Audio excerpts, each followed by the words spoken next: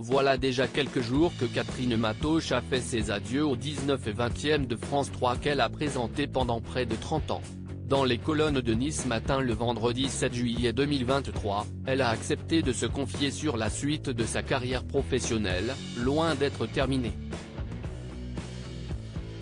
Que les fans se rassurent, Catherine Matoche ne compte pas définitivement quitter le paysage audiovisuel français. Contrainte de quitter la présentation du 19 et 20e de France 3 en raison de la suppression de tous les JT nationaux de la chaîne et ce dès la rentrée prochaine, la journaliste n'a pas pour autant dit son dernier mot. Malgré le fait que ses adieux aient été prématurément coupés au profit d'une page de publicité, la blonde de 63 ans n'est visiblement pas rancunière.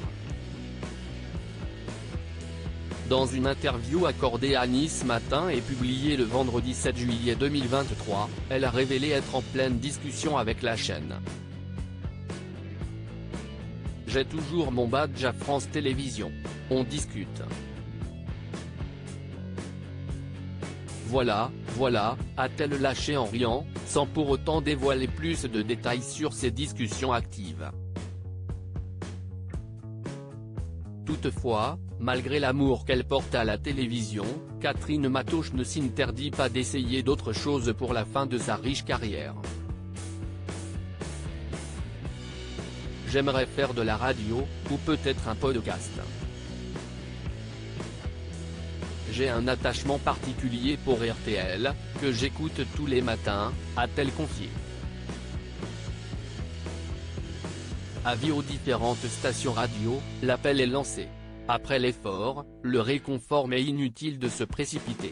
Pour le moment, celle qui a été victime d'un cancer du poumon est bien décidée à prendre du bon temps et surtout à se reposer après toutes ces années de bons et loyaux services. Je frapperai aux portes après les vacances, a-t-elle affirmé avec détermination. Nul doute que les fans de la première auront hâte de connaître les nouveaux projets de la présentatrice qui devraient être confirmés d'ici la rentrée prochaine. Pour rappel, Catherine Matoche a vu son discours d'adieu être brutalement coupé de l'antenne le 3 juillet dernier. Loin d'être en colère, la journaliste a préféré profiter de son départ, entourée de toute son équipe, plutôt que de s'agacer contre la production.